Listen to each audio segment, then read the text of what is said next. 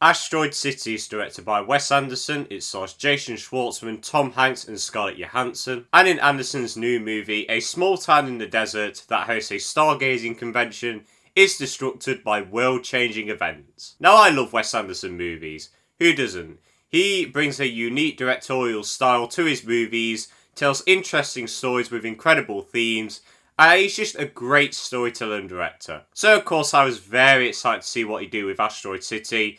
I went there, I say opening day, the day after opening day. We're a full-packed theatre, by the way. I'm so happy this movie's making money. And I don't think this is his best movie. I still think Fantastic Mr. Fox is his best one, but that's not to say this movie's bad at all. Anderson is a very experimental storyteller. It's probably why he's so popular. He takes themes such as grief and the message of the fear of the unknown and involves these messages in a movie about aliens. It sounds weird, I know, but trust me, it works really well. Nearly every one of these characters is dealing with some sort of trauma and the fear of the unknown. Some people have lost loved ones, some people have been abused in their past, and now the entire city has been disrupted by an alien. So of course they're all fearing, what did this alien do? Why did he take something? These sort of questions drive these characters to find the answers, but you'll never find them. And even the characters have their own personal questions as well. Let's take the main character's family, Augie Steenbeck's family. Their mother just died, and Augie Steenbeck has not told his kids 3 months after their mothers died. And when he does tell them, they all deal with it in their own way. But there's still questions of, where did my mum go after she died? Did she go to heaven? Is she down there? We don't know, that's the fear of the unknown. And these questions never get answered in the movie. Even the alien stuff never gets answered. But Anderson wanted that to happen. Now, this movie is about a play in a movie. I know. But the actors that play the characters in the play, they all have those questions as well. Jason Schwartzman's character comes out and says, well, what's this play about? It has no focused meaning. But does it really matter? They just keep telling the story. The audience will find their own way of telling this story themselves and find out what it's really about. This movie kind of challenges you to come up with your own opinion on the movie about what it's about. And for me, at least, it's about grief and the fear of the unknown. Anderson is also saying that not every story needs a focused meaning. As long as it made the audience think and come up with their own theories, it worked. It worked very well. And I love these sort of movies. This movie's not going to be for everyone. I can see why some people really didn't like it. But for me, I like really thinking about what this movie is trying to say. And for me, I come up with my own opinions. I'm sure the rest of the audience come up with their own opinions as well. Some people just enjoyed it for what it was, and that's great. But for me, I think there's a real good focus meaning about grief and the fear of the unknown in this. Now, for me, the narrative worked really well. But the flawless thing in this movie is, of course, the direction and cinematography. I just love the way Anderson directs his movies. The static shots and the quick pans just kind of add a bit of comedy to the movie itself in a weird way. The unrealistic but colourful backgrounds and environments give the movie a storybook aesthetic, but for a movie that's about a play, it really works. And the makeup, the miniatures, they all work so well. Everything visually about this film is great. And also the performances are really good as well.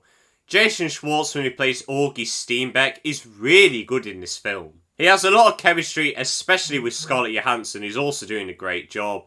Even the other side actors, Tom Hanks, Steve Carell, they're all pushed to the side, which is mad for actors of their calibre. But everyone here is doing a great performance. And also, for a guy that doesn't really like country music, I find myself bopping my head and kind of bouncing around to all this country music in this film. The music fits this 1950s Western aesthetic really well, and I don't know, it just gives a very uplifting vibe to the movie. But this isn't Anderson's best movie, it does have a few too many characters. I really did like all the actors in this movie, I really did, but I don't know, there's way too many characters. You don't need all these characters. I get you trying to make this town look lived in and full of life, but you could have calmed down a little bit. And it's a real shame because some of the actors are really wasted in this film. And it's a shame because most of these actors are A-list. And they kind of just pushed to the background, which is really unfortunate. And also, something which I did not expect to be saying when I came out of the cinema was that the comedy was kind of bad.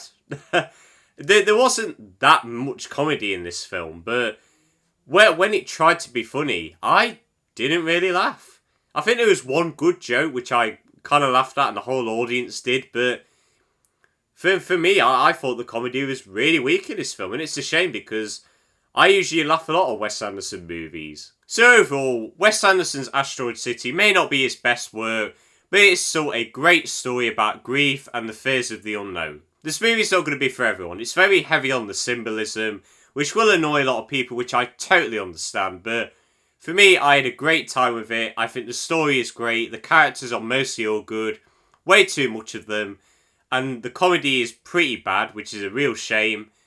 But I still had a blast with Asteroid City, and I'd highly suggest you go see it. You may love it, you may not, but it's the experience. That's what we're going for, really. So yeah, if you can go see this movie, I thoroughly enjoyed it.